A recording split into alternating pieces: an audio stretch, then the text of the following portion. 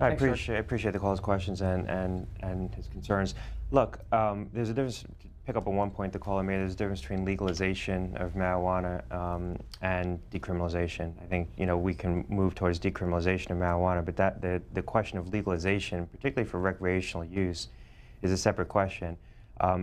There are studies that show that long-term use of marijuana affects executive function. There are studies that show that it affects short-term memory.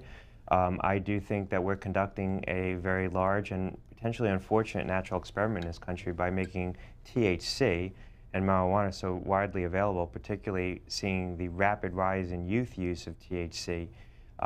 There are going to be long-term effects from that on developing brains, seeing so many kids now using THC because of the legalization of these products and the retraction of any stigma associated with the use of these products. So we could look at decriminalizing marijuana, and there are valid reasons why we ought to do that from a public policy standpoint.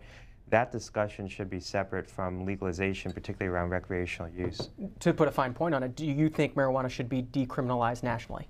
My own personal view, I think two things. One, I think we ought to look at decriminalizing it. People are arrested for possession of marijuana and face sentences that are oftentimes in excess of what they would receive for offenses that I think are far more significant and serious. And so you do see too many people, I think, developing significant criminal records for small possession charges of marijuana. Now, so that's the discussion around decriminalization. Is that a discussion you had with the White House when you were at the FDA? No, because my domain was largely public health, and the discussion that I would typically get drawn into was a question around legalization, and particularly around the youth use of these products. And you saw states moving to decriminalize these products or legalize these products, excuse me, I have to watch my own lexicon, legalize these products in ways that were making them THC accessible to youth. And I have a lot of public health concerns around that.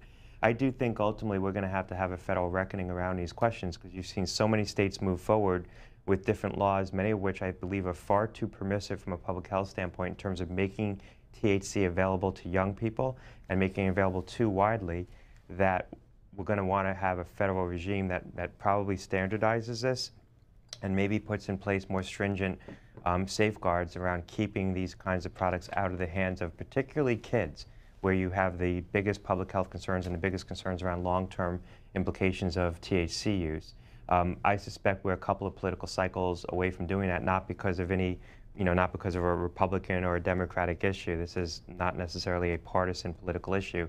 I think it's just going to take the federal government more time to catch up to what's going on in the states.